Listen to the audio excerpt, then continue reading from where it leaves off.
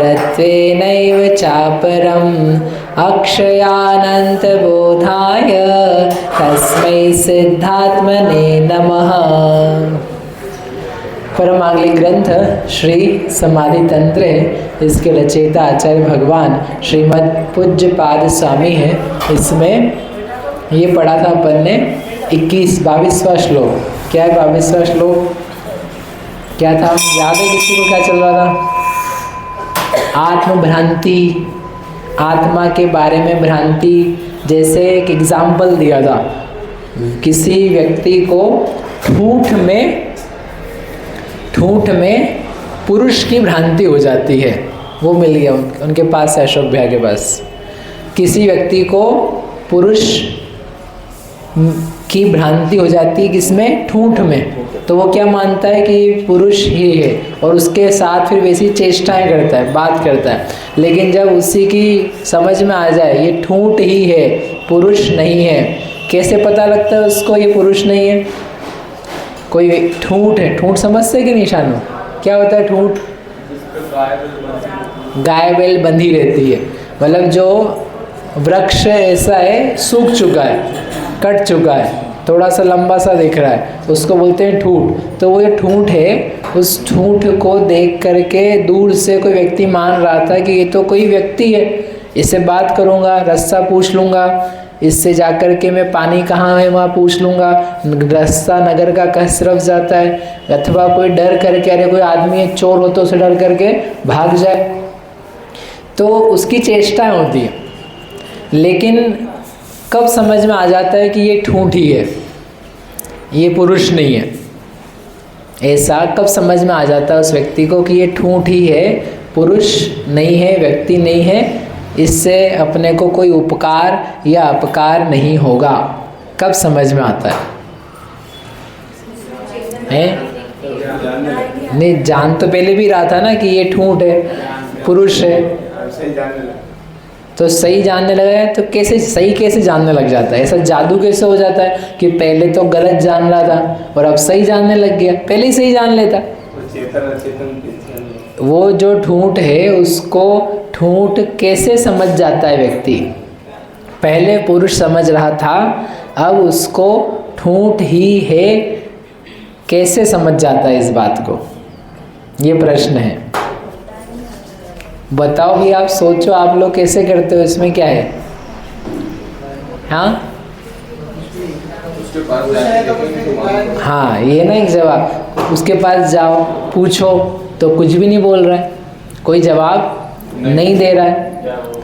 उसके पास जाके हिलाओ तो हिलाने पर भी उसको कुछ भी चेष्टा नहीं हो रही है, मुड़ नहीं रहा है। फिर और पास जा कर के देखा तो ना उसके हाथ है, ना पैर है, ना मस्तक है, ना गला है, ना गर्दन है, कुछ भी नहीं है। तो अपने को लगता है ए भगवान, क्या समझा मैं? इसको क्या समझ रहा था? पुरुष समझ रहा था। ये तो क्या है? ठूंठ है, वृक्ष का टुकड़ा है। मतलब उसमें कोई रिप्लाई नहीं आता है, उसमें कोई चेष्टाएं नहीं होती है, उसकी कोई हरकतें नहीं होती है। तो क्या समझ में आ जाता है कि यह ठूंठ ही है, ये कोई जवाब देने वाला नहीं है। फिर उसकी चेष्टा जब समझ गया कि ये ठूंठ ही है, अब क्या उसके साथ में कोई बार बार पूछेगा, बताओ रास्ता किधर है, बताओ सीता कहाँ पर है, बताओ तुमने मेरी प्यारी पत्नी को देखा है क्या? ऐसा पूछेगा क्या? फिर अगर फिर भी पूछेगा तो क्या कहलाएगा? ये व्यक्ति क्या हो गया है? पागल हो गया, इसका दिमाग अभी ठीक नहीं है। रामचंद्र जी की पत्नी सीता थी, सीता का हरण होके चला गया, रावण ले गया। तो रामचंद्र जी आए, वापस देखा नहीं मिली, तो बोले अब कहाँ गए, कहाँ गई? तो किस किस से नहीं पूछा उन्होंने? सबसे, मतलब किससे? पेड़ों से पूछा, पत्तों से पूछा, नदी थी, नदी पास में, बोले जाकर के देख के आओ। नदी से पूछा, नदी तुमने मेरी सीता देखी है कहीं? तुमने ही तो उसको नहीं निगल लिया, तुम्हारे में तो वो प्रवेश नहीं कर गई। किससे पूछा? नदी से। तो वो तो समझदार थे, लेकिन उतनी देर के लिए क्या हो गए थे? उन्मत्त हो गए, प्रलाप में, विलाप में, दुख में आ गए थे। फिर वापस ठीक हुए तो जैसे जैसे चलता रहा। कहने का मतलब समझ जाने के बाद में फिर वो ठूंठ में पुरुष जैसी चेष्टाएं नहीं करता। तो वही आचार्य ने कहा, पहले हमने समझा था कि यह जो देह है यह क्या है, मैं हूँ, चेतन है, तो मैं इसमें अपनेपन के साथ में जी रहा था और इसी से अपना उपकार अपकार समझ रहा था। अपने आप को ही लंबा नाटा गोरा छोटा बड़ा जवान वृद्ध मानता था, दूसरों को भी ऐसे ही मानता था और उनसे बातें करता था, उनसे चर्चा करता था, उनको देख देख करके बातें करके खुश हुआ करता था। लेकिन पूर्वम चेष्टितम, पहले करता था। अब मुझे समझ में आ गया। क्या समझ में आ गया? कि यह देह जो है वह अचेतन है। कब? मरने के बाद कि मरने के पहले? रेखा जी इधर सुनो, उधर कार्यक्रम मत करो। बताओ बताओ क्या पूछा? बताओ क्या पूछा? यह देह अचेतन है, ये अपन जानते हैं कि नहीं? बोलो हाँ। हाँ, यही जान रहे चार लोग। आप लोग क्या कर रहे हो? मरने के बाद कि मरने के पहले? मरने के बाद अचेतन है और मरने के पहले बढ़िया काम है। मरने के पहले क्या होती है? शरीर जिंदा होता है और बाद में मर जाता है। तो मरे हुए को जला देते, जिंदा जिंदा रहता है। वो कह रहे देखो, पहले हो आचार्य कह रहे कि हम समझ रहे थे ऐसा कि हम मरते हैं और मरते हैं तो फिर जला देते हैं या गाड़ देते हैं, जो भी है। लेकिन अब समझ में आ गया कि देह तो हमेशा अचेतन ही है। मैं इसको चेतन समझ रहा था, जैसे कोई ठूंठ को पुरुष समझ रहा था, नहीं जवाब देने वाले को जवाब देने वाला समझ रहा था और उससे बातें कर रहा था, अपनापन कर रहा था। लेकिन समझ गया, ऐसे ही मैं पहले कर रहा था, लेकिन अब मैं समझ गया कि ये तो अभी ही वर्तमान में क्या है? अचेतन है। तो इस पे अपना बात चल रही थी कि बताओ कैसे पता चला आचार्य देव को, या कैसे पता चले अपने को कि यह शरीर अचेतन है। अपने को राजेश जी कैसे पता चलेगा कि ये जो दिख रहा है अपना या आपका, वो क्या है? अचेतन है, अभी ही अचेतन है। कैसे पता चलेगा? तो आत्मा तो दिख नहीं रहा है, ये दिख रहा है। तो सही ज्ञान कैसे करेंगे? भेद ज्ञान कैसे करेंगे? इसका मैंने लास्ट क्लास में उपाय बताया था। एक प्रश्न था करने के लिए। क्या प्रश्न था? याद है किसी को? नहीं याद है? ये हाँ, दर्पण नहीं, दर्पण कहाँ? दर्पण का था। दर्पण के सामने खड़े होकर के क्या देखना था? हाँ। जो चेहरा है वो चेहरा अपना सुंदर है, चेहरे को अपन सजाते हैं। बोलो हाँ। हाँ। आप लोग क्या जागृत हो ना? तो चेहरे को सजाया, और सजा करके कैसा लगता है चेहरा? बोलो सुंदर। Very good. जो सुंदर लगता है तो चेहरे को चेहरा कैसा लगता है, ये प्रश्न था अपना। कि अपन ने चेहरे से पूछा बताओ तुम कैसे लग रहे हो, तो चेहरा क्या जवाब देता है? याद आया? करा तो नहीं होगा मुझे पता है, याद आया? ये प्रश्न था कि अपने को चेहरा से पूछना है, सजा के। ऐसे नहीं, आपको फेवरेट काम सजाओ और सजाने के बाद में पूछो बताओ आज तुम कैसे लग रहे हो।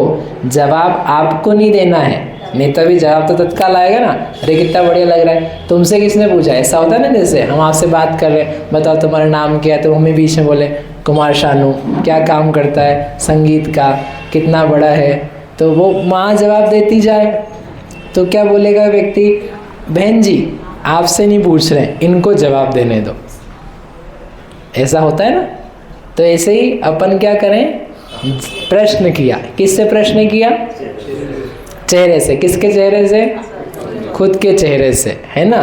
अब प्रश्न किया बताओ कैसा लग रहे हो, तुमको कैसा लग रहा है, और वो जवाब दे उसके पहले अपन ही जवाब दे दो, हाँ अच्छा लग रहा है, अपन जवाब दें, अपना जवाब नहीं चाहिए।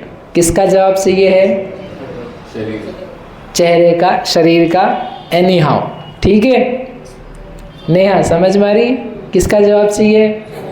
और आप ही जवाब दे दोगे और आप जवाब देके भाग जाओगे, क्योंकि आप रोज यही करते हो। रोज ही क्या करते हैं अपन? चेहरा देखा, सजाया, और फिर अपन ने पूछा कैसा लग रहा है, और फिर जवाब किसने दिया?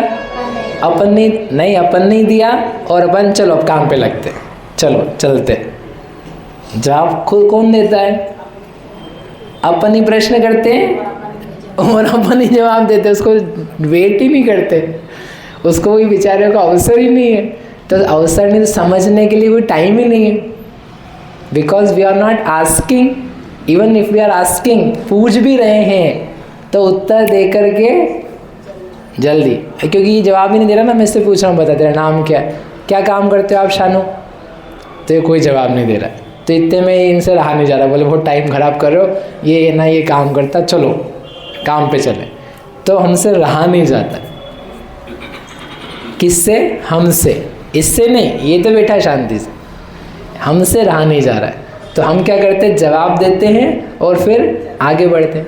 कान कैसा लग रहा है? फिर देखा, कान देख लिया, इधर देखा, नाक देखा, बाल देखे, होंठ देखे, दांत देखे, गला, हाथ, सब फटाफट देख दुखा करके रवाना, चलो रेडी, बाहर निकालो इसको।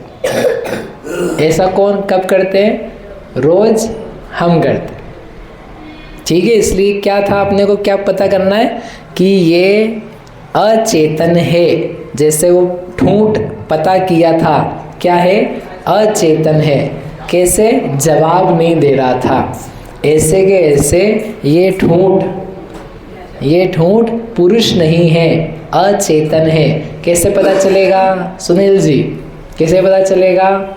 यदि ये बातें करे तो लक्षण है, चिन्ह है ये कि नहीं, ये जवाब दे रहा है, कुछ समझ रहा है, कुछ नॉलेज है, और मैं हूँ नॉलेज वाला, तो हम दोनों फिर कुछ एक हो सकते हैं। तो ये है विधि। क्या विधि है? पूछना, और पूछ करके इंतज़ार करना जवाब आने का, ठीक है। करेंगे, प्रयास करेंगे। इसका नाम है भेद विज्ञान। आपने जो कहा था ना, भेद ज्ञान करेंगे, तो करेंगे कैसे? ये तो शब्द है भेद ज्ञान, लेकिन प्रैक्टिकली प्रायोगिक रूप में आप कैसे करोगे? मैं अलग, शरीर अलग, तो तुम और हो कौन, पता कैसे चलेगा? लक्षण के भेद से भेद ज्ञान होता है। ऐसा 90वीं गाथा में दिया प्रवचन सार में। तम्हा जण मग्गादो गुणेहिम आदम परम च दवेसु अभिगच्छदु। तम्हा जण मग्गादो, जिनेंद्र भगवान का जो मार्ग है उससे गुणेहिम, गुणों के द्वारा, आद परम च दव्येसु, आत्मा और पर द्रव्यों को अभिगच्छदु, जानो, तो क्या होगा? तुम्हें भेद ज्ञान की सिद्धि होगी।